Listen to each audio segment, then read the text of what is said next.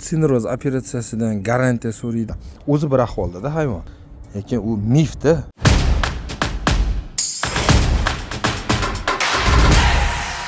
Assalomu alaykum, hurmatli chorvadorlar.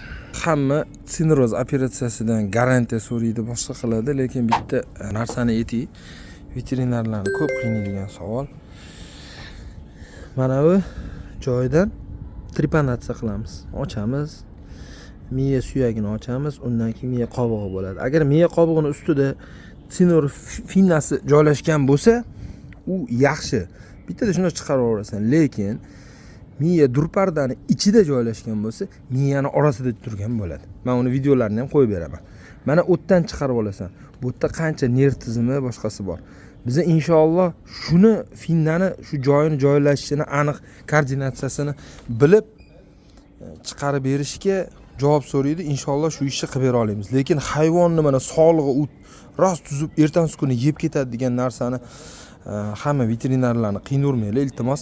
Mana hayvonning o'zi ham hozir egalari olib kelgan. Mana o'zi bir ahvolda turibdi-da, mana nima qilayotganini bilmayapti. Undan keyin bu tuzib olib ketish kerak. Bo'ldi, doktor qildi degan narsa emas.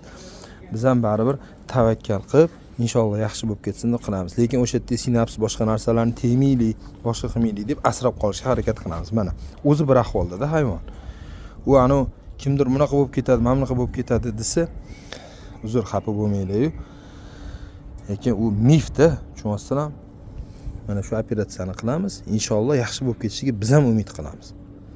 Lekin ana o'sha qoidada qanday ko'rsatilgandek bo'lsa, baraka topkur olimlar 300 yildan beri shu operatsiya qilinsa, shu operatsiya qanday texnologiyasi qo'yilgan bo'lsa, shunda aniq qilinadi. O'zi ikki xil yo'li bor kirishi. Ikkalasi ham xirurgический sineroz cerebralis, bittasi bu tepa tarafdan va ikkinchisi mana bu jag' ostidan kirib borish. Bu xavfliroq darajada egasi, bu xavfsizrog'i. Sog' bo'linglar.